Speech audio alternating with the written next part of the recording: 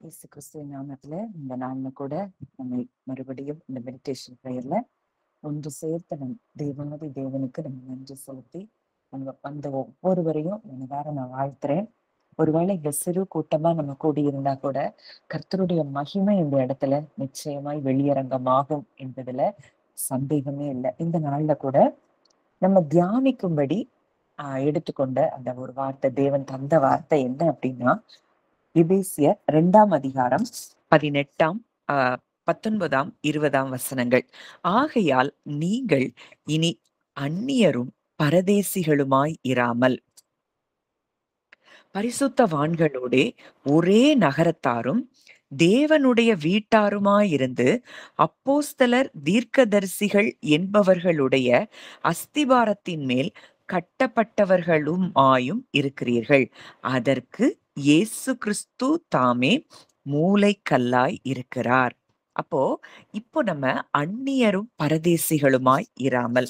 அந்நியர் பரதேசி அப்படின்னா என்ன அர்த்தம்? ஃபாரினர்ஸ், அதாவது வேற்று குடும்பத்துல உள்ளவங்களா நம்ம இல்ல, பரதேசிகளாய் நம்ம இல்ல. நம்ம யாரா இருக்கிறோமா? பரிசுத்தவான்களோட ஒரே நகரத்தார், தேவனுடைய வீட்டார். இந்த வார்த்தைய குறிச்சுதான் இன்றைக்கு நம்ம ஆழமாய் நம்ம தியானிக்க போறோம். இன்னைக்கு நம்ம யாரா? பரிசுத்தவான்களுடைய ஒரே நகரத்தார், தேவனுடைய வீட்டார். இத நம்ம படிக்கும்போது சாதாரணமா படிக்கிறோம்.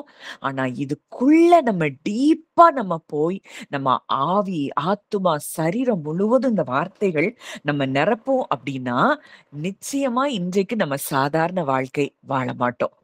அப்போ பரிசுத்தவான்களோட ஒரே நகரத்தார், தேவனுடைய வீட்டார்.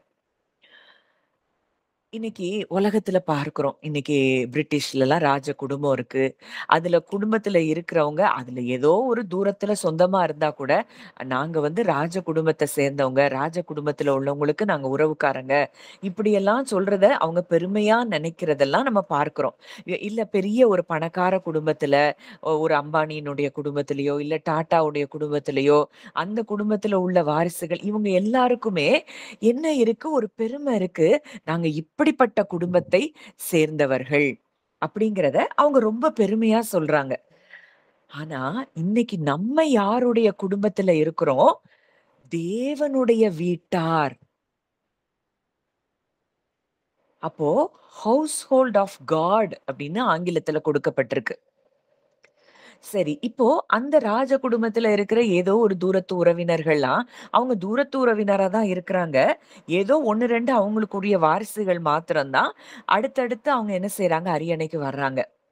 ஆனா இங்க தேவனுடைய குடும்பத்துல இந்த உலகத்துல இருக்கிற எந்த புறஜாதிகள், எந்த மொழி பேசுறவங்க யாருனாலும் அதுல சேர்த்து கொள்ளப்படுறாங்க.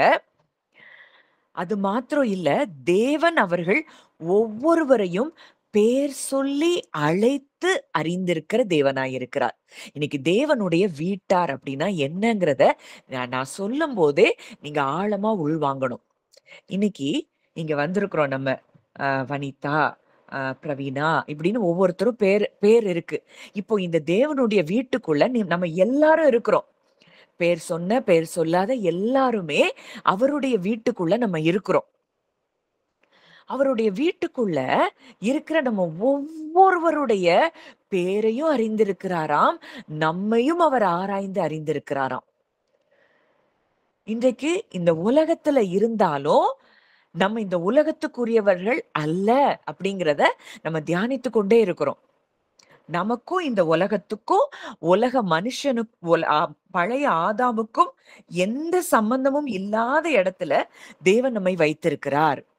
அப்போ இன்னைக்கு தேவனுடைய வீட்டார் அப்படின்னா அவர் ஒவ்வொருத்தர் பேரையும் அறிஞ்சிருக்காரு. இன்னைக்கு நம்ம அம்மா அப்பாவுக்கு பிள்ளைகளுடைய பேர், பிள்ளைகளுடைய காரியங்கள், அவங்க எப்ப பிறந்தாங்க, அவங்க எப்போ சாப்பிட்டாங்க, எப்போ வளர்ந்தாங்க, என்னென்னலாம் அவங்க என்ன ஸ்டேஜ்ல என்னென்னலாம் செஞ்சாங்க, எதை பேசுனாங்க, இதையெல்லாம் தாய் தகப்பனுக்கு மேக்சிமம் நினைவு வச்சிருக்கிற தாய் தகப்பன்களை நம்ம பெற்றிருக்கிறோம். அப்போ உலகத்தில தேவன் நம்ம ஒரு குடும்பத்தில வந்து பிறக்கும்படியாய் கொடுத்த வாய்ப்பை பயன்படுத்தின அந்த தாயும், தகப்பனும் அவ்ளோ தூரம் நம்ம மேல நினைவா இருக்கிறாங்க, கரிசனையா இருக்கிறாங்கன்னா, நமக்காக சொந்த குமாரனையே கொடுத்து, இன்றைக்கு தேவனுடைய குடும்பத்தில நம் பிதாவாகிய தேவன் நம்மை சேர்த்திருக்கிறார் அப்படின்னா, நம்ம மேல எவ்வளவு தூரம் அவர் கண்ணோக்கமா இருப்பார். என் பிள்ளையே நான் உனக்காக கொடுக்கிறேன். ஏன்னா, நீ எனக்கு வேணும். நீ எனக்கு பிரஷியஸ். உலகத்துல உள்ளவங்க எப்படி வேணாலும் நினைக்கலாம், எத வேணாலும் திங்க் பண்ணலாம், எத வேணாலும் பேசலாம். ஆனா, இன்றைக்கு அவருக்கு நாம் தான் விலையேற பெற்றவர்களா இருக்கிறோம். அதனால தான் தன்னுடைய ஒரே பேரான குமாரனை நமக்காக ஒப்புக் கொடுக்கும்படி இந்த பூமிக்கு அவர் அனுப்புறத பார்க்கிறோம்.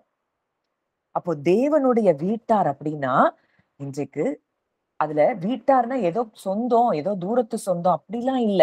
நம்ம எப்படி சொந்தமா இருக்கிறோம்? அவருக்கு பிள்ளைகளா இருக்கிறோம். இன்றைக்கு தேவனுக்கு வாரிசே யாருதான்? நம்ம தான். இயேசு கிறிஸ்துவுக்கு உடன் சுதந்திரவாளி, உடன் சகோதரர்கள், பிதாவினுடைய பிள்ளைகளாய் நம்ம இருக்கிறோம். உலகத்தை படைத்தவர், சர்வ வல்லமையுள்ளவர், அண்ட சராசரங்களை தன்னுடைய வார்த்தையினாலே சிருஷ்டித்தவர். இந்த குடும்பத்துக்குள்ள நம்ம என்ன செஞ்சிருக்கிறோம்? பிறந்திருக்கிறோம். இதை எவ்வளோ தூரம் நீங்க ரியலா இத உங்க ஆவியில, உங்க இருதயத்துல உள்வாங்குறீங்களோ, அவ்வளோ தூரம் என்ன நடக்கும்னா, நீங்க சாதாரணமா நினைக்கிற காரியம்லாம் நடக்கும். இப்ப வரைக்கும் இந்த எண்ணங்கள் நம்ம இந்த எண்ணங்கள்ல ஊறாததுனால, உமது வசனத்தின் பிரசித்தம் வெளிச்சம் தந்து பேதையை உணர்வுள்ளவர்களாக்கும். சங்கீதம் 119 130ல பார்க்கிறோம். The entrance of thy word gives light. அப்போ இப்ப இந்த வார்த்தை என்ன சொல்லுது? உங்களுக்கு ஒரு வெளிச்சத்தை கொடுக்குது. இது உங்கள உணர்வுள்ளவர்களாய் மாற்றுகிறது. என்ன மாற்றுது? நான் தேவனுடைய குடும்பத்தில் பிறந்திருக்கிறேன். இந்த ஜீனியாலஜியே, பூமியில உள்ள ஜீனியாலஜியே நமக்கு என்ன செஞ்சிருச்சு? கட் ஆயிருச்சு. இந்த ஹெரிடிட்டி கிடையாது. இதுல உள்ளத பூமியில உள்ள தாய், தகப்பன், தாத்தா, பாட்டி கிட்ட இருந்து நம்ம எதையும் இன்ஹெரிட் பண்ணல. நம்மளுடைய இன்ஹெரிட்டன்ஸ் எங்க இருக்கு?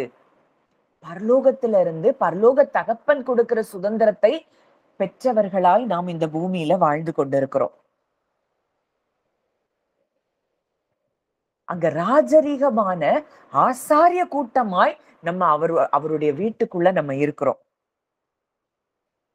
இப்போ உலகத்துல உள்ள எந்த ராஜாவும் தன்னுடைய தன்னுடைய ஜனங்களுக்காக ஜீவனை கொடுத்ததை நம்ம பார்க்கவே முடியாது. ஆனா நமக்காக இயேசு கிறிஸ்து மரித்து இந்த குடும்பத்துக்குள்ள நம்மள கொண்டு வந்து சேர்த்திருக்கிறார். என் பிள்ளைய என் குடும்பம், எங்க திரித்துவ குடும்பத்துக்குள்ள நாங்க கொண்டு வந்து சேர்க்கணும்னு சொல்லிதான் திரியேக தேவன் ஒரு பெரிய திட்டமிட்டு இயேசுவை உலகத்திற்கு அனுப்பி இந்த திரியேக குடும்பத்துக்குள்ள நம்மை கொண்டு வந்து சேர்த்திருக்கிறார்கள். இப்போ இந்த குடும்பத்துக்குள்ள நம்ம எல்லாருமே ஒண்ணா இருக்கிறோம். இதுல நான் பெருசு, நீங்க பெருசு அப்படிங்கறதெல்லாம் கிடையவே கிடையாது. எல்லாரும் அப்பாவுக்கு அவர் நேசிக்கிற அளவு எல்லாரையும் ஒன்று போலதான் அவர் நேசிக்கிறார். ஆனா சிலர் அந்த அன்பை புரிஞ்சு அந்த அன்புல வளர வளர அவங்க அடுத்தடுத்த லெவலுக்கு போறாங்க. ஆனா சிலர் அந்த அன்பை புரியாததுனால அவங்க சாதாரண வாழ்க்கை வாழ்றாங்க. இதுதான் வித்தியாசம். ஆனா அவருடைய அன்புல ஒரு காலும் மாற்றம் கிடையாது. இப்போ இந்த இந்த உலக ராஜாக்கள் அந்த அவங்க எல்லாம் ஏதோ ஒரு பொலிட்டிக்கல் பவர் இதெல்லாம் பேஸ் பண்ணி தான் அவங்க வந்து என்ன செய்யறாங்க? தங்களுடைய பிள்ளைகள் இப்போ எத்தனையோ பிள்ளைகள் இருக்கும் அவங்களுக்கு. அவங்க எல்லா பிள்ளைகளையும் அவங்க வாரிசாக்க முடியாது அடுத்த ராஜாவா. யாரையோ ஒருத்தர் அவங்களுக்கு பிடித்தவங்கள தேர்ந்தெடுத்து ராஜாவாக்குறாங்க. இதுதான் உலகத்துல நடக்குது. ஆனா நம்முடைய ராஜாதி ராஜா நம்ம எல்லாரையும் ஒன்று போல நேசித்து எல்லாரையும் பிள்ளைகளாய் மாற்றி இருக்கிறார். அவருடைய வாரிசா, அவருடைய சுதந்திரவாளியா நம்மை மாற்றி இருக்கிறார் அப்படிங்கிறத நம்ம அறிந்து கொண்டோம்னா நமக்கு எதை குறிச்சாவது பயம் வருமா? அங்க ஆண்டவர் சொல்லி கொடுக்கிற ஜெபமே our father in heaven, பரமண்டலங்களில் இருக்கிற எங்கள் பிதாவே, நீங்க எங்க அப்பா. அப்போ குறைவுகளை குறிச்சு பயப்படுவோமா? இல்ல எந்த பிரச்சனைகளை குறிச்சு நம்ம பயப்படுவோமா? நான் தேவனுடைய குடும்பத்துல இருக்கிறேன், இதை என் அப்பாட்ட சொல்லுவேன், என் அப்பா சரி பண்ணுவார். ஏன்னா என் அப்பா யார்? சர்வ வல்லமை உள்ளவர். என் அப்பா சொல்லியிருக்கிறாரு, என்னால முடியாத காரியம் உண்டோன்னு சொல்லியிருக்கிறாரு. தேவனால் கூடாத காரியம் ஒன்றும் இல்லைன்னு எங்க அப்பா கற்றுக் கொடுத்திருக்கிறார். அதனால நான் எதை குறிச்சு பயப்பட தேவையில்லை. நான் எங்க அப்பாட்ட சொல்லுவேன். எப்படி ஒரு ஒரு சின்ன பிள்ளை ஒரு அப்பாவை அப்படியே நம்புகிறத நம்ம நிறைய சூழ்நிலைகள்ல பார்க்கிறோம். ஒரு உயரமான ஒரு இடத்துல அந்த அப்பா நிக்க வச்சுட்டு அந்த பிள்ளைய அப்படி கைய நீட்டி குதின்னா அந்த பிள்ளை ஈஸியா குதிச்சிரும். ஏன்னா அதுக்கு ஒரு நம்பிக்கை, எங்க அப்பா எப்படி என்னைய பிடிச்சிருவாரு. ஆனா வளர வளர வளர நமக்குள்ள நம்ம தேவன் மேல இருக்கிற தேவன் நம்ம மேல அந்த அளவுக்கு அன்பா இருக்கிறார் அப்படிங்கிற அந்த எண்ணம் இல்லாததுனால நம்ம என்ன செய்யறோம்? சாதாரண மனிதர்களை போல பயந்து கொண்டும் புலம்பிக் கொண்டும் முறுமுறுத்து கொண்டும் இருக்கிறோம். இன்னைக்கு நம்மள தேவன் அதுக்காக அழைக்கல. நம்ம அழைச்ச நோக்கமே மிக பெருசு. நம்மை ஆளுகை செய்யும்படியாய் தேவன் அழைத்திருக்கிறார். இன்னைக்கு அவர் சொல்ற, நீங்கள் தேவர்களாய் இருக்கிறீர்கள் என்று நீங்கள் அறியீர்களா? இயேசு சொல்றாரு. சங்கீதத்துல இருந்து எடுத்து கோட் பண்றாரு. அப்போ நீங்க ஆளுகை செய்யணுங்கிறாரு நம்மள. இயேசு கிறிஸ்து என்னும் ஒருவராலே ஜீவனை அடைந்து ஆளுவார்கள் என்பது அதிக நிச்சயமாமே. ஏன்னா ராஜாவுக்கு பிள்ளை ஆயிட்டோம். இன்னைக்கு ஆளுகை நமக்கு வந்திருக்கு. ஆனா இன்னைக்கு சத்ருவுக்கு மேல ஆளுகையை கொடுத்துட்டாரு. எல்லாத்தையும் ஆளுகையை கொடுத்துட்டாரு. ஆனா இன்னைக்கும் நம்ம சத்ருவை பார்த்து பயந்துகிட்டு உட்கார்ந்து இருக்கிறோம். சத்ருவானவன் யாரு? பிசாசானவன். அவன் நம்மளை பார்த்தா அவன் பயந்துட்டு இருக்கிறான். ஆனா நம்ம அவனை பார்த்து பயந்துட்டு இருக்கிறோம். நம்ம யாருங்கிறது நமக்கு இன்னும் ஆழமாய் புரியல. இன்றைக்கு ராஜாதி ராஜாவுக்கு, தேவாதி தேவனுக்கு, கர்த்தாதி கர்த்தருக்கு நம்ம பிள்ளைகளா இருக்கிறோம். அந்த குடும்பத்துக்குள்ள நம்ம என்ன செஞ்சுட்டோம்? வந்து சேர்ந்து இருக்கிறோம். சிங்காசனத்துல இன்றைக்கு அவருக்கு பக்கத்துல நம்ம உட்கார்ந்து இருக்கிறோம். இது ஆவியில இப்ப நம்ம இந்த பூமியில இருந்தாலும் ஆவியில இன்னைக்கு நம்ம அவரு கூட தான் உட்கார்ந்து இருக்கிறோம். இதை எத்தனை பேர் நீங்க ரியலா பார்க்கிறீங்களோ அவ்வளோ தூரம் உங்க வாழ்க்கையில மேனிஃபெஸ்டேஷனை நீங்க பார்க்க முடியும். ஏன்னா இந்த எண்ணத்துலதான் இயேசு கிறிஸ்து இந்த பூமியில இருந்தார். அவரை ஏன் எதுவும் அசைக்க முடியலன்னா, அவர் எப்பவும் இந்த எண்ணங்கள் அவருக்கு இருந்தது. என் அப்பா கூட நான் இருக்கிறேன். என் அப்பா எப்பவும் என்னைய தனியா இருக்க விட மாட்டாரு. என் அப்பா எனக்கு செவி கொடுக்கிறார். இன்னைக்கு நமக்கு அதெல்லாம் ஏன் இயேசு சொன்னாருன்னா, நமக்கு நீங்க எனக்கு உடன் சகோதரர்களாய் சகோதரிகளாய் நீங்க எல்லாரும் மறுபிறப்பு அடையும் போது நான் காட்டின பாதையில நீங்களும் நடக்கணுங்கிறதுக்காக தான் அதெல்லாம் நமக்கு சொல்லிட்டு போயிருக்கிறாரு. ஆனா நாமோ பழைய ஆதாம போல அந்த முதல் ஆதாமின் செய்கைகளை களைந்து போடாம மண்ணுக்குரியவர்களாகவே நம்ம நடந்து கொண்டிருக்கிறோம். நம்ம இன்றைக்கு யாருக்குரியவர்கள்? வானத்துக்குரியவர்கள். இந்த வானத்துக்குரியவர்களா நம்ம எப்ப நடக்க ஆரம்பிக்கிறோமோ அப்ப நம்ம வாழ்க்கையில நிச்சயமான மாற்றங்கள் உண்டாகும். நீங்க சும்மா பேசினாலே நடக்கும். இப்ப வரைக்கும் ஏன் போராடி ஜோம் பண்ணிட்டு இருக்கிறோம்?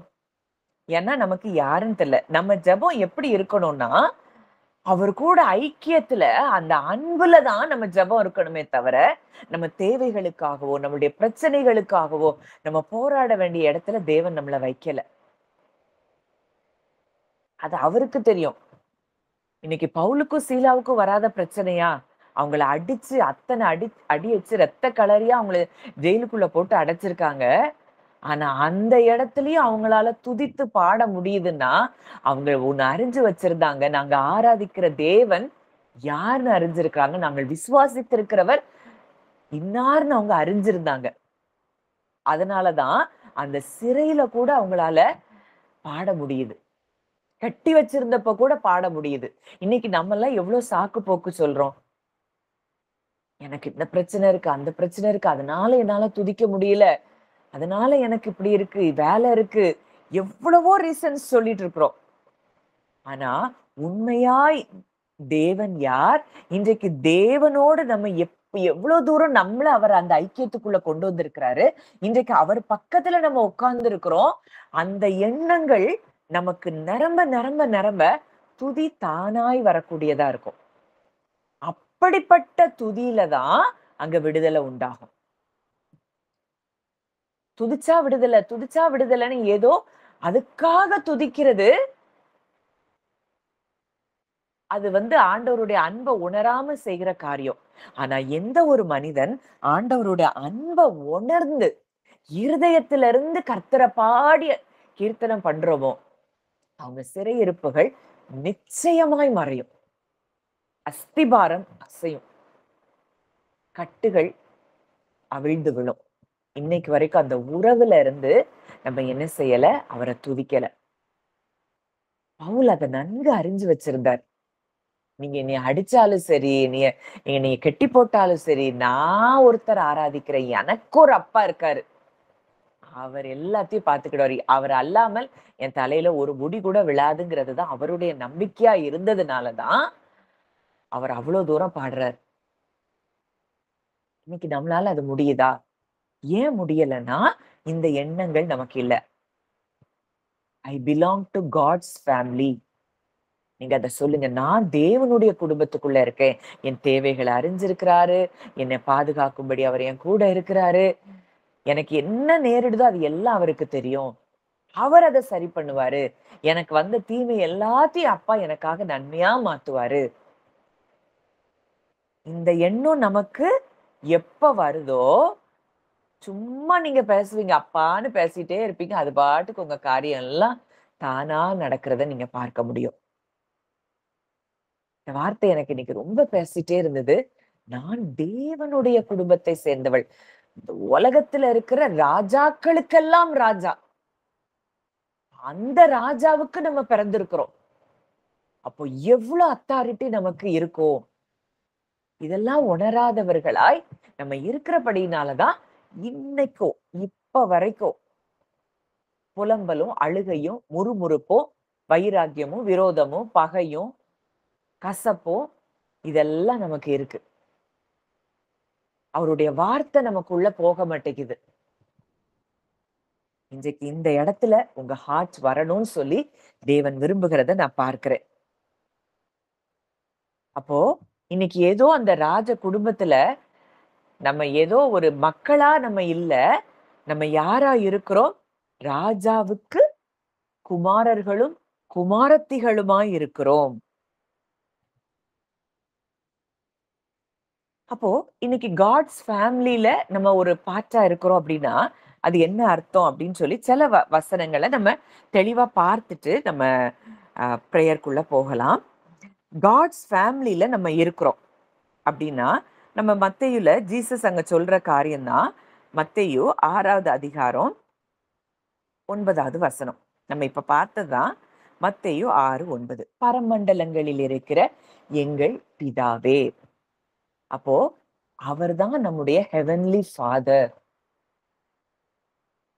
இந்த உலகத்துல இருக்கிற அப்பாவினுடைய வல்லமைய நம்ம நெறைய நம்புறோம். எங்க அப்பா எனக்காக இத செய்வாங்க. எங்க அப்பா இத செய்வாங்க. எங்க அப்பா எனக்கு இத பண்ணுவாங்க. அப்படின்னு உலகத்துல இருக்க அப்பா மேல அவ்ளோ நம்பிக்கை வைக்கிறோம். ஆனா நம்ம பரலோகத்துல நமக்காக ஒரு அப்பா இருக்கிறாரு. அத ஜீசஸ் சொல்லி கொடுக்கிறாரு. அது வரைக்கும் தேவனாய் பார்த்து கொண்டு வந்த ஜனங்களுக்கு முதல் மறையா, இல்ல அவர் உங்களுக்கு அப்பா. இத நீங்க டீப்பா ஃப்ரம் த ஹார்ட் சொல்லி பாருங்க. அப்பா அப்படின்னு சொல்லி பாருங்க. உங்க மனதுல இருக்கிற அந்த துக்கங்கள் எல்லாம் மறைஞ்சு போகும்.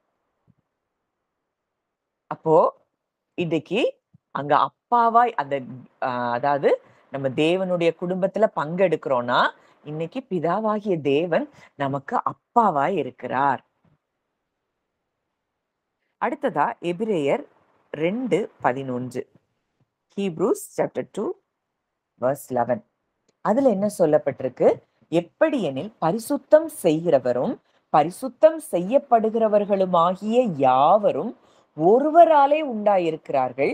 இது நிமித்தம் அவர்களை சகோதரர் என்று சொல்ல அவர் வெட்கப்படாமல். இன்னைக்கு இயேசு கிறிஸ்து நம்மள சொல்றாராம், you are my sister, you are my brother. நீ என் தங்கச்சி, நீ என் தம்பி. இந்த குடும்பத்துக்குள்ள நம்ம வந்திருக்கிறோம். எவ்வளவு பெரிய ஸ்லாக்கியம். அப்பாவா ஒரு தகப்பன், சர்வ வல்லமையுள்ள தகப்பன் நமக்கு இருக்கிறாரு. நமக்கு உடன் சகோதரனாய் நம்ம இயேசு கிறிஸ்து இருக்கிறாரு. நம்ம மேலேயே கரிசனையா இருக்கிற ஒரு மூத்த சகோதரன். அப்போ நம்ம எவ்வளவு பெரிய ஸ்லாக்கியத்தை நம்ம பெற்றிருக்கிறோம். பரலோகத்தின் பிரஜைகளாய், அவருடைய வீட்டாராய் இருக்கிறோம். இப்ப இதெல்லாம் இப்போ அப்பா பிதா நமக்கு அப்பாவா இருக்கிறாரு. நம்ம நம்ம இயேசு கிறிஸ்து, ஜீசஸ் கிரைஸ்ட் எப்பவுமே நம்மள சொல்றாரு, நீ என் தம்பி, நீ என் தங்கச்சி. சிலர் அப்ப ஏசப்பான்னு நம்ம கூப்பிடக்கூடாது. எப்படி வேணாலும் கூப்பிடலாம். அவருக்கு எப்படி கூப்பிட்டாலும் அவருக்கு சந்தோஷம் தான். ஒரு இடத்துல நீங்கள் பிள்ளைகள்னு சொல்றாரு. ஆனா இந்த குடும்பத்துக்குள்ள, இப்படி ஒரு மைட்டி பவர்ஃபுல் ஃபேமிலிக்குள்ள நம்ம இருக்கிறோம். அவரால அவர் பிதாவுடைய அற்புதங்களை நம்ம பழைய ஏற்பாட்டுல பார்த்தோம் அப்படின்னா, எத்தனை அற்புதங்களை நம்ம பார்க்கிறோம். ஆபிரகாம் காலத்துல இருந்தே, நம்ம நோவா காலத்துல இருந்தே நம்ம பார்க்க முடியும். அங்க பாபேல் கோபுரம் கட்டினப்போ அங்க நடக்கிறது, அங்க ஒரே நிமிஷத்துல அந்த பாஷைகள் தாறுமாறாய் போகுது. அவங்க பிரெயினையே அவர் ரீவயர் பண்ணிட்டாரு. ஆபிரகாமுக்கு 100 வயசுல அவர் பிள்ளைய கொடுக்கிறாரு. ஈசாக்கு பஞ்ச நேரத்துல விதைச்சப்போ 100 மடங்கு பலனை கொடுக்கிறாரு. அங்க யாக்கோபுக்கு அவர் சொன்ன வார்த்தையின்படியே அவனை என்ன செய்யறாரு? பெருகப்படுகிறார். யோசேப்புக்கு காட்டின தரிசனத்தை அப்படியே நிறைவேற்றி அங்க சகோதரர்கள் எல்லாரும் அவனை வணங்கி நிக்கிறத நம்ம பார்க்கிறோம்.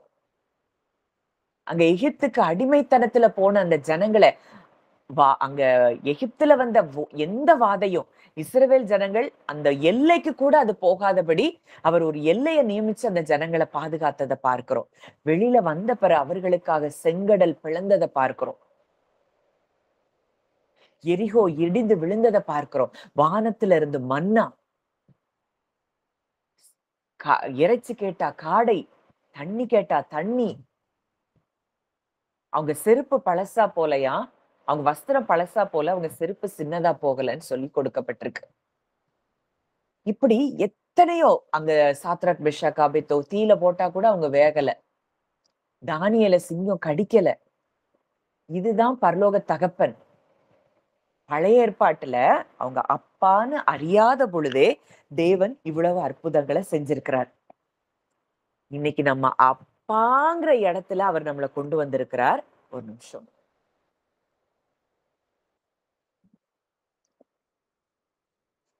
அப்போ எவ்வளவு தூரம் நம்ம மேல அவர் கண்ணோக்கமா இருப்பார்.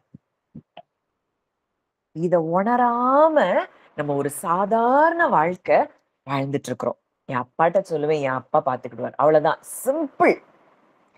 எதை குறிச்சும் கவலைப்பட வேண்டாம். அந்த இடத்துலதான் தேவன் நம்மளை வச்சிருக்கிறார். அதை உணரணும். அது இப்ப நான் சொல்ற காரியங்களும் உங்க உணர்வுகள்ல இது பதியணும். அது சரீரம் வரைக்கும் நீங்க ஃபீல் பண்ணணும். அப்பதான் உங்க வாழ்க்கையாய் அது மாறும். மேனிஃபெஸ்டேஷனை நீங்க பார்க்க முடியும்.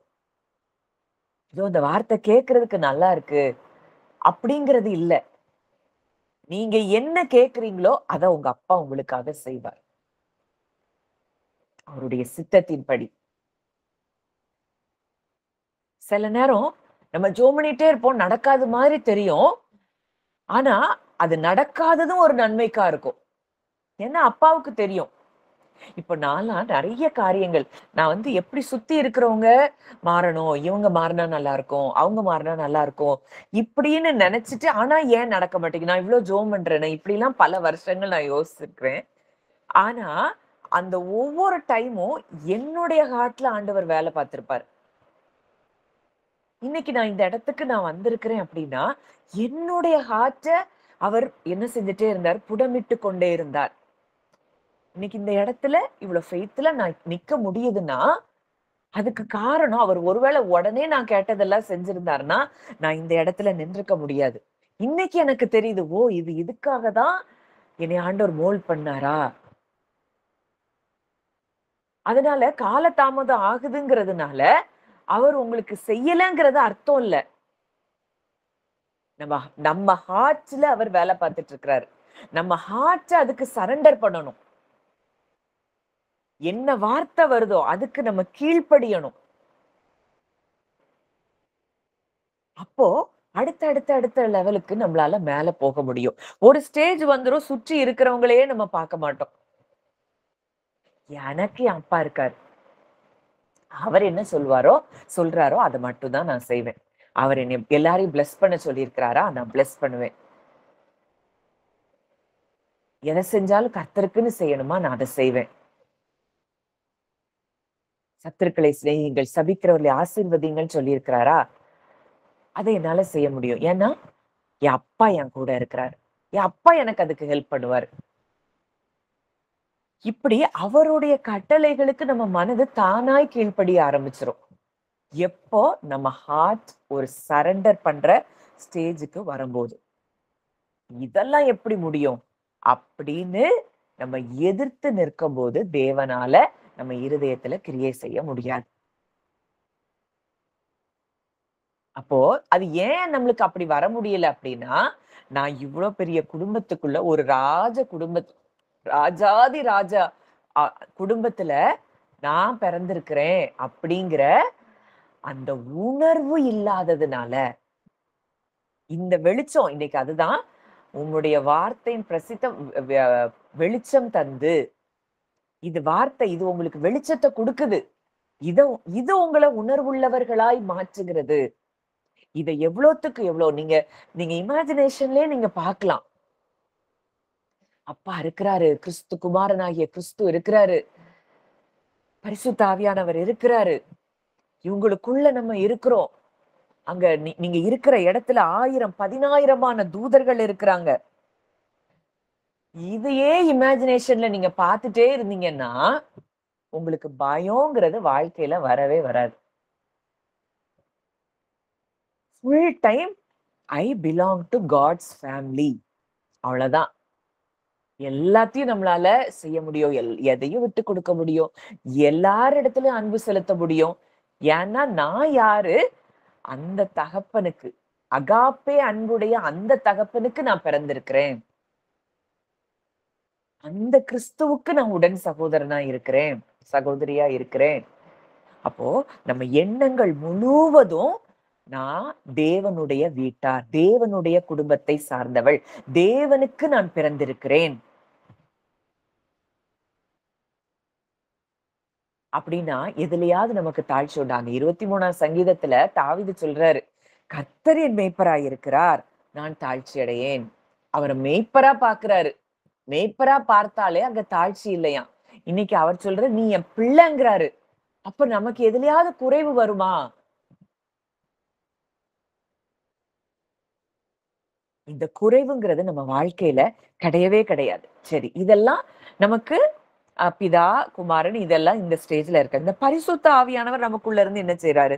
அப்படின்னு சொல்லி ரோமர் 8:16ல நம்ம பார்க்கிறோம். ரோமர் 8:16 நாம் தேவனுடைய பிள்ளைகளா இருக்கிறோம் என்று ஆவியானவர் தாமே நம்முடைய ஆவியுடனே சாட்சி கொடுக்கிறார். அப்பா, மூத்த சகோதரன், அடுத்தது யாரு? பரிசுத்த ஆவியானவர். இவர் என்ன சொல்லிட்டே இருக்கார்? நீ தேவனுக்கு பிள்ளை, நீ தேவனுக்கு பிள்ளை அப்படின்னு நம்ம ஆவியில அவர் பேசிட்டே இருக்காராம். இன்னைக்கு அந்த ஆவியானவருடைய சத்தம் கேட்காததுனாலதான் நம்ம என்ன செஞ்சுட்டு இருக்கிறோம்? குழம்பிக்கிட்டே இருக்கிறோம். இது இப்படி நடக்குமா? அது அப்படி நடக்குமா? இது அவரால செய்ய முடியுமா? இவர் செஞ்சு முடிப்பாரா? எனக்காக அவர் செய்வாரா? இதெல்லாம் ஏன் டவுட்ஸ் வருதுன்னா, இந்த ஆவியானவர் ஒருவர் உள்ள இருந்து நமக்கு நம்ம ஆவியில பேசிட்டே இருக்காரு. நீ தேவனுக்கு பிள்ளை, நீ தேவனுக்கு பிள்ளை, you belong to God's family. நீ இந்த உலகத்துக்குரியவன் அல்ல. உலக தாய் தகப்பனுக்கு நீ பிறக்கல. நீ தேவனால் பிறந்திருக்கிறாய். அப்படிங்கிறத உள்ள இருக்கிற ஆவியானவர் நமக்கு சொல்லி கொடுத்து கொண்டே இருக்கிறார். நீங்க வெளிப்படுத்துதல் எல்லாம் நீங்க வாசித்து பாத்தீங்கன்னா, இன்னைக்கு நான் அதை கொஞ்சம் தியானிச்சு பார்த்தேன். சரி, தேவனுடைய குடும்பம், இந்த குடும்பம் எப்படி இருக்கும்? இந்த குடும்பம் பரலோகத்துல எப்படி இருக்குது? அப்படின்லாம் தியானிச்சு பார்க்கும்போது அந்த வார்த்தைகளை அவ்வளவு மகிமையான இடத்துல நம்ம இப்ப இருக்கிறோம். சிங்காசனத்துல உட்கார்ந்து இருக்கிற 7 குத்து விளக்குகளின் மத்தியில் உலாவுகிறவர். அவருடைய கண்கள் அக்கினி ஜுவாலைய போல இருக்கிறதாம். அவருடைய கால்கள் வெண்கலம் போல இருக்குதாம். அந்த 1வது அதிகாரம், 4வது அதிகாரம், 5வது அதிகாரத்துல எல்லாம் அந்த இடம் எப்படி இருக்கும்னு அங்க எக்ஸ்பிளைன் பண்ணிருக்கு. இருந்தவரும் இருக்கிறவரும் வருகிறவரும் ஆகிய சர்வ வல்லமையுள்ள தேவனாகிய கர்த்தர் பரிசுத்தர் பரிசுத்தர் பரிசுத்தர். நாங்க ஆராதிக்கிற தேவதூதருடைய சத்தம், இந்த சத்தத்துக்குள்ளதான் நம்ம இருக்கிறோம். இருந்தவரும் இருக்கிறவரும் வருகிறவரும் ஆகிய சர்வ வல்லமையுள்ள தேவனாகிய கர்த்தர். இந்த சத்தத்தை நம்ம காதுகள் இன்னும் என்ன செய்யல? கேட்கல. இத கேட்டா நமக்கு பயம் வருமா? இந்த இடத்துக்குள்ளதான், இந்த ஃபேமிலிக்குள்ளதான் நம்ம இருக்கிறோம். அவருக்கு பக்கத்துல, சிங்காசனத்துல அவருக்கு பக்கத்துல நம்ம உட்கார்ந்து இருக்கிறோம். இயேசு நம்மளை பார்த்து சிரித்து பேசி கொண்டு இருக்கிறத பாருங்க. இதெல்லாம் ரியாலிட்டி. இத நம்ம என்ன நினைக்கிறோம்? இதெல்லாம் இப்படி இமேஜினேஷன்ல பார்க்கலாமா? உண்மையாவே நம்ம அந்த இடத்துலதான் இருக்கிறோம். அதுதான் உண்மை, அதுதான் சத்தியம். நீங்க இப்ப பூமியில இருக்கிறீங்க அப்படின்னு நீங்க பார்க்கிறதுதான் அது பொய். ரியாலிட்டி என்ன? நீங்க தேவனோடு கூட இருக்கிறீங்க. இப்போ உலக ராஜா, நம்ம கிறிஸ்துவனுடைய தேவனுடைய குடும்பத்துல பிறந்திருக்கிறோம். நம்ம இந்த 2 குடும்பத்துக்கும் இருக்கக்கூடிய சில டிஃபரன்சஸ். அவங்க சாதாரணமாய் மாம்சத்துல பிறக்குறாங்க. அந்த ராஜாக்களுக்கு. அங்க அந்த ரத்த வாரிசா அவங்க வர்றாங்க. நம்ம ஆவியினால மறுபடியும் பிறந்திருக்கிறோம். கிறிஸ்துவின் மூலமாய். யோவான்ல எல்லாம் நம்ம பார்க்கிறோம் 3வது அதிகாரத்துல. அடுத்ததா அந்த குடும்பத்துக்குள்ள அந்த இதுல இருக்கிறவங்க, அந்த ராஜாவுக்கு மகன் மாத்திரம் தான் அங்க வாரிசா இருப்பான். மத்தவங்க எல்லாரும் டிஸ்டன்டா தான் இருக்கிறாங்க. ஆனா தேவனுடைய குடும்பத்துல பிறந்த எல்லாரும் அவரு கூட க்ளோஸா இருக்கிறோம். ஆண்டவர் சொல்றாரு, நீ என்னுடையவள், என்னுடையவன். நீ என்னுடையவன். அவர் உரிமை பாராட்டுறாரு. யூ ஆர் மைன். அப்படி ஒரு தகப்பன் நமக்கு இருக்கிறார். உரிமை பாராட்டி நம்மள அவ்வளவு தூரம் இந்த உலகத்தை படைத்தவர் சொல்றாரு, நீ எனக்குரியவள். இப்படி சொல்றவரு நமக்கு உண்டான காரியத்தை எதையாவது அவர் கண்டுக்கிடாம இருப்பாரா? நான் உன்னை பேர் சொல்லி அழைத்து அறிந்திருக்கிறேன். நான் உன் மேல நினைவா இருக்கிறேன். நீ எனக்குரியவள். அதாவது நம்ம சொல்றது நம்ம பெருசா நினைக்கிறோம். ஆனா இந்த உலகத்தை படைத்தவர் சொல்றாரு, நீ எனக்குரியவள்ங்கிறத அவர் பெருமையா சொல்றாரு. அப்போ எவ்வளவு அன்பு நம்ம மேல இருக்கும். அந்த அன்பு பர்சனலா இருக்கு. ஒவ்வொருவர் மேலயும் அந்த அன்பு பர்சனலா இருக்கு. இத இயேசு ஃபீல் பண்ணி உலகத்துல வாழ்ந்ததுனால தான், அவர் பயமில்லாத ஒரு வாழ்க்கை வாழ்ந்தார்.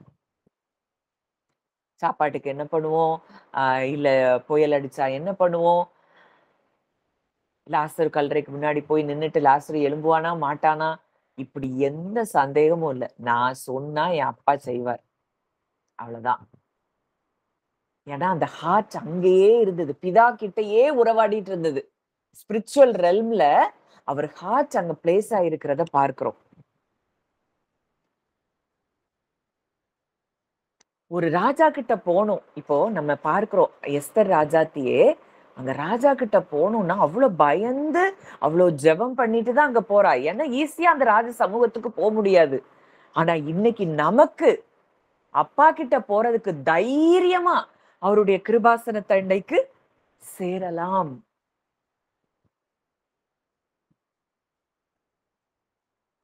இந்த உலக ராஜாவினுடைய அன்பு, அது ஒரு கண்டிஷனல் லவ்வா தான் இருக்கும்.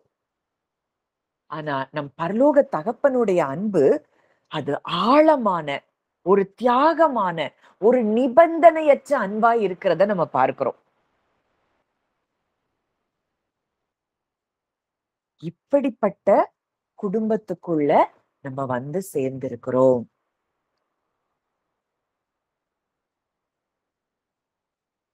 இந்த மகிமை, இது இந்த ராஜாக்கு, இந்த ராஜாவுடைய வாரிசுகளுக்கு கொஞ்ச காலம் அந்த மகிமையும், மேன்மையும் இருக்கும்.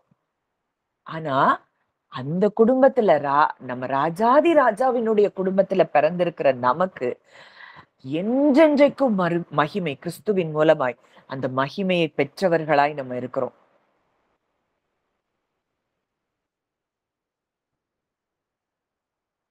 இந்த இடத்துக்கு தான் தேவன் நம்மை கொண்டு வந்திருக்கிறார். தேவனுடைய குடும்பத்துல நம்ம பிறந்துட்டோம். நமக்கு அப்பா, நம் பரலோக தகப்பன், பிதாவாகிய தேவன், நம்முடைய அண்ணன் ஜீசஸ் கிரைஸ்ட் நமக்கு இத நினைப்பூட்டி, நீ தேவனுடைய குடும்பத்துல பிறந்திருக்கிறன்னு சொல்லி ஒரு தாய போல நமக்குள்ள இருந்து தேற்றுகிற, தேற்றரவாளனா இருக்கிற பரிசுத்த ஆவியானவர், நீ தேவனுக்கு பிள்ளை, நீ தேவனுக்கு பிள்ளை, நீ கவலைப்படாத, நீ தேவனுக்கு பிள்ளை, அவர் இத பாத்துக்கிடுவாரு, நீ தேவனுக்கு பிள்ளை அப்படின்னு நம்ம கூட ஆவியானவர் பேசிட்டே இருக்கிறாரு. இதெல்லாம் நமக்கு தெரியல. ஆனா உலகத்துல அந்த பிரச்சனை இப்படி இருக்கு, இந்த பிரச்சனை இருக்கு, இது அப்படி இருக்கு, அது இப்படி இருக்கு. இதையே யோசிச்சு, யோசிச்சு உலகத்து கூடயே கடந்து நம்ம போராடிட்டு இருக்கோம். ஆண்டவர் இந்த எண்ணங்கள் எல்லாம் விட்டு நம்ம வெளியில வந்து, நீ எனக்கு பிள்ளைங்கிறதுல நீ உறுதியா இரு. நான் பாத்துக்கிடுவேன். அப்பா பாத்துக்கிடுவேன். நம்ம சொல்றோம். சரி அம்மா பாத்துக்கிடுறோம். எத்தன விஷயங்கள் நம்ம பிள்ளைகள்ட்ட அப்படி சொல்றோம். சரி இத அம்மா பாத்துக்கிடுறேன். நீ விட்டுரு. அப்படின்னு நம்ம பிள்ளைங்கள பலப்படுத்துறோம். சரி அம்மா ஜெபம் பண்றோம்ன்னு சொல்றோம். எத்தனையோ விஷயங்கள சொல்றோம். நம்மளே அப்படி சொல்றோம்னா, அவரால செய்ய முடியாத வல்லமையுள்ள காரியம்னு எதுவுமே இல்ல. அந்த அப்பா சொல்றாரு, "நான் பார்த்துக் கொள்ளுவேன். நீ என் கரத்துக்குள்ள இருக்கிற." ஆனா இத என்ன செய்ய முடியல? நம்மளால ஆழமா நம்ப முடியல. காரணம் என்னன்னா, இந்த வார்த்தை நமக்கு வெளிச்சமா மாறல. மைண்ட்ல இருக்கு. ஆனா அது எப்படி இல்ல? வெளிச்சமா இல்ல. எந்த ஒரு மனுஷனுக்கு வார்த்தை வெளிச்சமா மாறுதோ, அவனுடைய வாழ்க்கை தான் அங்க மேனிஃபெஸ்டேஷன் நடக்கிற வாழ்க்கையா இருக்கும். சரி, இப்ப இந்த தேவனுடைய குடும்பத்துக்குள்ள நம்ம வந்து பிறந்துட்டோம். இப்ப பிறந்ததுனால நம்ம அப்பான்னு கூப்பிடுறோம். அவர் நம்மள பிள்ளைகளா ஏற்றிருக்கிறாரு. எல்லா ரைட்ஸ், இன்ஹெரிட்டன்ஸ் இருக்கு. எப்பொழுதும் அந்த இன்டிமசில நம்ம உறவாடக்கூடிய ஒரு கிருபைய தந்துட்டாரு. அடுத்ததா, அவர் நம்மை பாதுகாக்கிறார். நம்ம ஏன் தேவனுடைய குடும்பத்துல வந்து பிறந்துட்டோம் அப்படின்னாலே, நமக்கு பாதுகாப்பு நிச்சயம். உன் வழிகளிலெல்லாம் உன்னை காக்கும்படி உனக்காக தம்முடைய தூதர்களுக்கு கட்டளையிடுவார்ன்னு பழைய உடன்படிக்கையில சங்கீதம் 91ல அங்க எழுதப்பட்டிருக்கு. இன்னைக்கு புது உடன்படிக்கையின் கீழ அவருக்கு பிள்ளைகளாய் நம்ம மாற்றப்பட்டிருக்கிறோம்னா, நம்ம வழிகளிலெல்லாம் நம்மை காக்கும்படி அவர் நமக்காக தூதர்களுக்கு கட்டளையிட்டிருப்பது எவ்வளவு நிச்சயம்!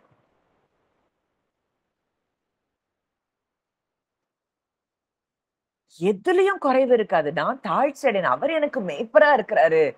நான் ஒண்ணுலயும் குறைவுபட மாட்டேன். என் பாத்திரம் நிரம்பி வழியுது. என் ஜீவனுள்ள நாளெல்லாம் நன்மையும் கிருபையும் தான் என்ன தொடரும். இந்த வெளிச்சம் தாவீதுக்கே இருந்ததுன்னா, நமக்கு எவ்வளவு தூரம் இந்த வெளிச்சம் இருக்கணும். என் அப்பா எனக்கு நன்மையும் கிருபையும் தான் என்ன தொடர பண்ணுவார்.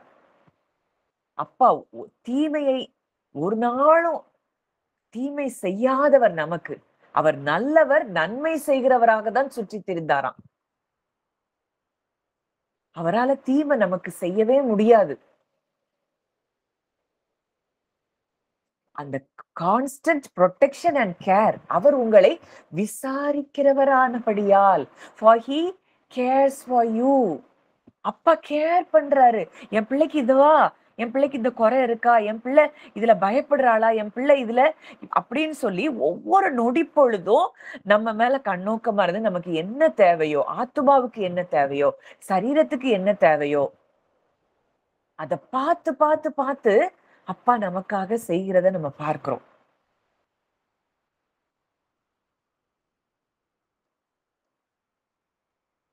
அப்போ இந்த குடும்பத்துக்குள்ள நம்ம வந்துட்டோம்னா, நம்ம ஆழமாய் அன்பு கூறப்படுகிறோம். ஆழமா அன்பு கூறப்படுறோம். ஒருவேளை இன்னைக்கு இதெல்லாம் சொல்லும்போது, சில தாய் தகப்பன்கள் ஒரு ரொம்ப அன்ப வெளிப்படுத்தாதவங்களா இருந்தா இத புரிய முடியல. ஆனா, இந்த திருத்துவ குடும்பத்துக்குள்ள நம்ம வந்துட்டோம் அப்படின்னா, நம்ம ஆழமாய் தேவனில அன்பு கூறப்படுகிறோம். நான் அன்பு கூறப்பட்டவள், நான் அன்பு கூறப்படுகிறவள் அப்படிங்கிற எண்ணம் நமக்கு வேணும். அவங்க ஆசையா அந்த குடும்பத்துல நம்மள வரவேற்கிறாங்க. கன்டினியூஸா நமக்கு என்ன செய்றாங்க? ஒரு கேர் அண்ட் புரொடெக்ஷன் நமக்கு குடுக்குறாங்க. அப்போ நம்ம சொல்லணும், நான் இனி அந்நியரும் பரதேசியும் கிடையாது. நான் தேவனுடைய பிள்ளை. நான் தேவனுடைய வீட்டார். நான் இயேசு கிறிஸ்துவின் மூலமாய் தேவனுக்கு நான் சுவிகார புத்திரிகளாய் நம்ம மாறி இருக்கிறோம். நான் மாறிட்டேன். நான் நேசிக்கப்பட்டவள். நான் தெரிந்து கொள்ளப்பட்டவள். நான் தேவனுடைய பரலோக தகப்பனால் நான் ஏற்றுக்கொள்ளப்பட்டவள். நான் எப்பனாலும் என் அப்பாவுடைய பிரசன்னத்துக்குள்ள போக முடியும். தைரியமா கிருபாசன தண்டைக்குள்ள நான் போக முடியும். இனி எனக்கு பயமோ, வெட்கமோ, குற்ற மனசாட்சியோ எனக்கு இல்ல. நான் குமாரத்துவத்துல நான் விடுதலையா இருக்கிறேன். நான் அவருக்குரியவளா இருக்கிறேன். தேவனுக்கு சுதந்திரவாளியும், இயேசு கிறிஸ்துவுக்கு உடன் சுதந்திரவாளியுமா இருக்கிறேன். எல்லா ஆவிக்குரிய ஆசீர்வாதங்களும் என்னுடையவைகள். தேவன் எனக்காக அவர் எனக்கு ப்ரொவைட் பண்றார். எனக்காக கொடுக்கிறார். குறைவுகளை நிறைவாக்குகிறார். என்னைய பாதுகாக்கிறார். என்னோடு கூட அவர் வாசம் பண்ணி கொண்டிருக்கிறார். என்ன குறித்ததான அவருடைய நினைவுகள் எல்லாம் நன்மையான நினைவுகளே. அவருடைய வாக்குத்தத்தங்கள் எல்லாம் எனக்காக நிறைவேறுகிறது. இப்படி நம்ம அவருடைய வார்த்தைய நம்ம டிக்ளரேஷனா இருதயத்துல இருந்து விசுவாசிச்சு, இருதயத்துல இருந்து இந்த வார்த்தைகள பேசும்போது, ஒரு பெரிய விடுதலை இன்றைக்கு உண்டாகும். உங்க பக்கத்துல கூட எந்த பிரச்சனைகளும் நெருங்க முடியாது. உலகத்தாருக்கு வருகிற நம்ம கிறிஸ்துவை அறிவிக்கிறது நிமித்தம் உலக மனுஷர்கள் உங்களுக்கு எதிரான காரியங்களை செய்யலாமே தவிர, மற்றபடி எந்த கேடுகளோ, பொல்லாங்கோ, குறைவுகளோ நம்ம பக்கத்துல கூட வர முடியாது. அப்ப அதுக்கு ரூட் என்னன்னா, I belong to God's family. நான் தேவனுடைய குடும்பத்தை சேர்ந்தவள். அப்ப தேவனுடைய குடும்பத்தை சேர்ந்தோம்னா, இப்போ நம்ம அப்பா அம்மாட்ட போறோம். ஏதோ நம்மளுக்கு நம்ம பிள்ளைங்க நம்ம பிள்ளைங்க நம்மள்ட்ட வர்றாங்க. ஸ்கூலுக்கோ, காலேஜுக்கோ எங்கேயோ போகும்போது, "அம்மா எனக்கு இது வேணும். அப்பா எனக்கு இது வேணும்னு" கேட்கறாங்க. உடனே நம்ம குடுக்குறோம். இது உலக குடும்பத்துல நடக்கு. அவங்க அதுக்காக நம்மள்ட்ட மணிக்கணக்கா முழங்கால் போட்டு ஜெபம் பண்ணி, இப்படியெல்லாம் அவங்க தேவைகள அவங்க அவங்க பெறல. உலகத்துல இருக்கிற ஒரு தாய் தகப்பனே, என் பிள்ளை கேட்டுட்டா, என் பிள்ளை கேட்டுட்டான் அப்படின்னு பார்த்து பார்த்து நம்ம பிள்ளைக்கு எப்படியாவது அத செய்யணும்னு சொல்லி செய்றோம். இன்னைக்கு பரலோக தகப்பன் அவர்ட்ட போய், "அப்பா எனக்கு இது வேணும்ப்பா. எனக்கு இது தேவையா இருக்கு. அத நீங்க பார்த்துக்கோங்க" அப்படின்னு சொல்லி அவர்ட்ட குடுத்துட்டோம்னா, அவர் அந்த மேட்டர்ல எவ்ளோ தூரம் நமக்காக இறங்கி நமக்கு அத செய்வார். அதனால தான் அவர் சொல்றாரு, "தம்முடைய குமாரன் என்று பாராமல் அவரையே நமக்கு குடுத்துட்டாருன்னா, மத்த எல்லாத்தையும் நமக்கு எப்படி அவர் தராமல் இருப்பார்?" இன்னைக்கு இந்த எண்ணங்களினால உங்க இருதயங்கள நிரப்புங்க. நான் தேவனுக்குரியவள். நான் தேவனால் பிறந்திருக்கிறேன். என் அப்பா எனக்குன்னு ஒரு டாடி இருக்கிறாரு. எனக்கு ஒரு மூத்த அண்ணன் இருக்கிறாரு. என் அண்ணன் எனக்காக ரத்தத்த சிந்தி என்னைய அப்பா கிட்ட கொண்டு வந்து சேர்த்திருக்கிறாரு. இத நீங்க சொல்லி பாருங்க. உங்க இருதயம் அப்படியே ஒரு ரெஸ்ட்டுக்குள்ள வர்றத நீங்க பார்க்க முடியும். எத குறிச்சும் உங்களுக்கு பயம் வராது. பயம் தேவையில்ல. அந்த இடத்துக்கு தேவன் இன்னைக்கு நம்மை கொண்டு வந்திருக்கிறார் அப்படிங்கிறதுல சந்தேகமே இல்ல. ஒவ்வொருத்தரும் இருதயத்தின் ஆழத்துல இந்த வார்த்தைகள பேசுங்க. நீங்க எனக்கு அப்பாவா இருக்கிறீங்க. உங்கள குறிச்சு, உங்க பிள்ளைகள குறிச்சு, உங்க பலவீனங்கள குறிச்சு, உங்க குடும்ப பிரச்சனைகள குறிச்சு, எத குறிச்சும் கவலைப்பட வேண்டாம். ஏன்னா அவர் நம்ம அப்பா. நம்மை விசாரிக்கிற ஒரு அப்பா. நம்ம பிள்ளைகள் ஏதாவது ஒரு பிரச்சனைய சொல்லும்போது எவ்வளவு தூரம் காது குடுத்து கேட்டு, அத எப்படியாவது சால்வ் பண்ணணும்னு நம்ம நெனைக்கிறோம். நம்மளால அந்த அளவுக்கு பெரிய பிரச்சனைகள சால்வ் பண்ணக்கூடிய அளவு பலன் இல்லன்னா கூட, நம்மளால முடிஞ்ச அளவுக்கு அதுல நம்ம சால்வ் பண்றோம். ஆனா அவரால முடியாததுன்னு எதுவுமே இல்ல. அந்த அப்பாட்ட நம்ம பிரச்சனைகள குடுக்குறதுக்கு நம்ம எவ்வளோ யோசிக்கிறோம். குடுத்துட்டு திருப்பி வாங்கி வச்சுட்டு கவலைப்பட்டுட்டு இருக்கிறோம். இன்னைக்கு ஒன்ஸ் ஃபார் ஆல் நம்முடைய ஹார்ட்ல இருக்கக்கூடிய எல்லா காரியங்களையும் அப்பா கிட்ட குடுத்துட்டு, நம்ம அப்படியே ஒரு ரிலாக்ஸ்டு மைண்ட் செட்ல நம்ம எப்பவும் அவரு கூட உறவாடுகிற அந்த உறவுல, அவரு கூடயே பேசிட்டே இருக்கலாம். நீங்க அதெல்லாம் கற்பனை பண்ணி பாருங்க. அந்த பரலோகம் எப்படி இருக்கும்? அந்த இடத்துக்குள்ள நான் இருக்கிறேன். நான் இந்த பூமிக்குரியவள் அல்ல. இத பார்க்க என்ன ஆகும்னா, உங்க மைண்ட் அந்த இடத்துல செட் ஆயிரும். உங்க ஹார்ட் அந்த இடத்துல செட் ஆயிரும். நீங்க சும்மா அப்பாட்ட பேசிட்டே இருப்பீங்க. என்ன பேசுறீங்களோ இல்லையோ, உங்க மனசுல நெனச்சா கூட அது நடந்துரும். ஒண்ணே ஒண்ணு அதுக்கு நம்ம ஹார்ட் அந்த இடத்துக்கு வரணும். அதுதான். அதனால நிச்சயமா இந்த வார்த்தைகள் உங்க ஒவ்வொருத்தரையும் பலப்படுத்தி, உங்க ஒவ்வொருவரையும் தகப்பனோடு கூட ஒன்றிணைத்திருக்கிறது அப்படிங்கிறத நான் விசுவாசிக்கிறேன். நம்ம ஜெபிக்கலாம். நல்ல தகப்பனே, நன்றியோடு உம்மை துதிக்கிறோம், ஸ்தோத்தரிக்கிறோம் அப்பா. தகப்பனே, இந்த நல்ல நாளிலும் எங்களோடு கூட இடைப்பட்ட உம்முடைய வார்த்தைகளுக்காக நாங்கள் நன்றி செலுத்துகிறோம். நீர் ஜீவனுள்ள தேவன். நீர் அப்பா, நாங்க இன்றைக்கு இந்த பரலோக குடும்பத்துல நாங்க பிறந்திருக்கிறோம்ப்பா. ஏற்கனவே அந்த பரலோக குடும்பத்துல தான் நாங்க இருக்கிறோம். ஆனா இத ஆழமா உணராதபடி இருந்த எங்களுக்கு இன்றைக்கு அதை உணரக்கூடிய கிருபைய நீங்க எங்களுக்கு கொடுத்திருக்கிறீங்கன்னு நாங்க விசுவாசிக்கிறோம்ப்பா. இன்னைக்கு ஒரு ராஜ குடும்பத்துல பிறந்துட்டு ஒரு பிள்ளை பிறந்துட்டுன்னா, அந்த பிள்ளைக்கு அவ்ளோ பெருமைன்னா ராஜாவுக்கு பிள்ளை அப்படின்னு. ஆனா இன்றைக்கு நாங்க எவ்ளோ இத குறித்து நாங்க அப்பா ஒரு சந்தோஷப்படணும், களி கூறணும். இந்த உலகத்தையே இவ்வளவு நேர்த்தியாய், அழகாய் அண்ட சராசரத்தையும் படைத்தவருக்கு நாங்க பிள்ளைகளா இருக்கிறோம்னா, இன்னைக்குதான் நம்ம மேல என்ன ஆளுகை செய்ய முடியும்? ஆழமா நான் தேவனுக்கு பிள்ளை அப்படிங்கிறத உங்க இருதயத்துல சொல்லிட்டே இருங்க. அவர் எனக்கு அப்பாவா இருக்கிறாரு. என் அப்பா என்னைய தனியா இருக்கவே விட மாட்டாரு. என் அப்பா எப்பவும் என் கூட இருக்கிறாரு. என் அப்பா என்னுடைய எல்லா பிரச்சனைகளையும் அவர் பார்த்துட்டு தான் இருக்கிறாரு. அவர் எனக்காக எல்லாவற்றையும் செய்து முடிப்பார். அந்த ஹார்ட் இத நீங்க சொல்லி பாருங்க. உங்க பிரச்சனைகள் எல்லாம் மாறுகிறத நீங்க பார்ப்பீங்க. நாம் தேவனுடைய வீட்டார். ஒவ்வொருவரும் உங்க இருதயத்துல அத கை வச்சு சொல்லுங்க. உங்க இருதயத்துல கைகள வைத்து சொல்லுங்க. அப்பா, நீங்க என் கூட இருக்கிறீங்க. மூத்த சகோதரனாகிய இயேசு கிறிஸ்து, நீங்க என் கூட இருக்கிறீங்க. பரிசுத்த ஆவியானவர் எனக்கு கூட இருக்கிறீங்க. எனக்குள்ள நீங்க சொல்லிட்டே இருக்கிறீங்கப்பா. நமக்கு நன்றி.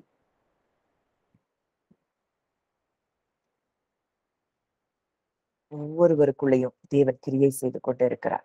இன்னைக்கு ஒரு பெரிய விடுதலைய தேவன் கொடுத்து கொண்டு இருக்கிறார்.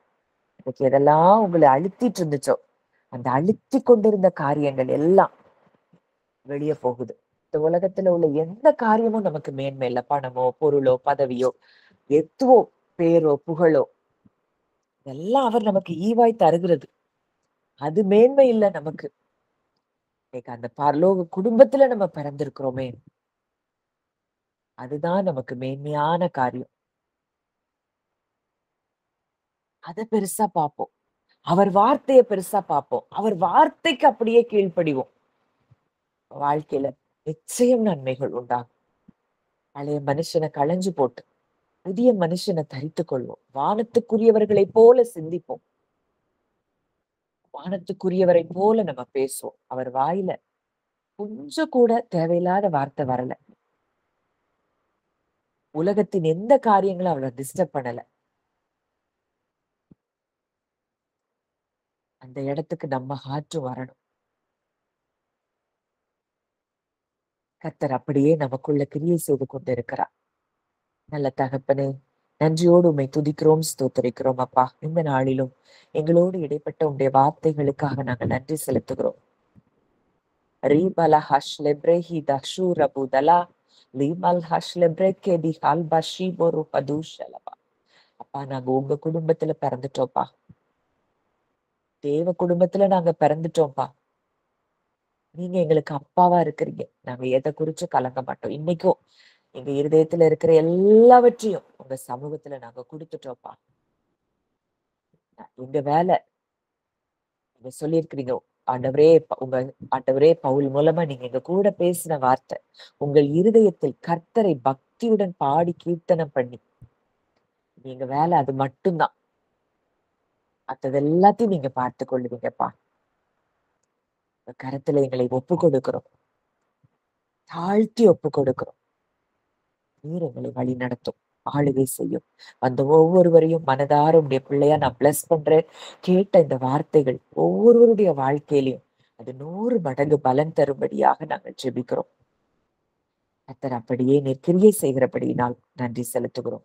துதி கன மகிமை யாவையும் இயேசு ஒருவருக்கே செலுத்துகிறோம். கர்த்தரும் மீட்பருமாகிய இயேசுவின் மூலம் கேட்கிறோம். ஜீவனுள்ள நல்ல பிதாவே, ஆமென்.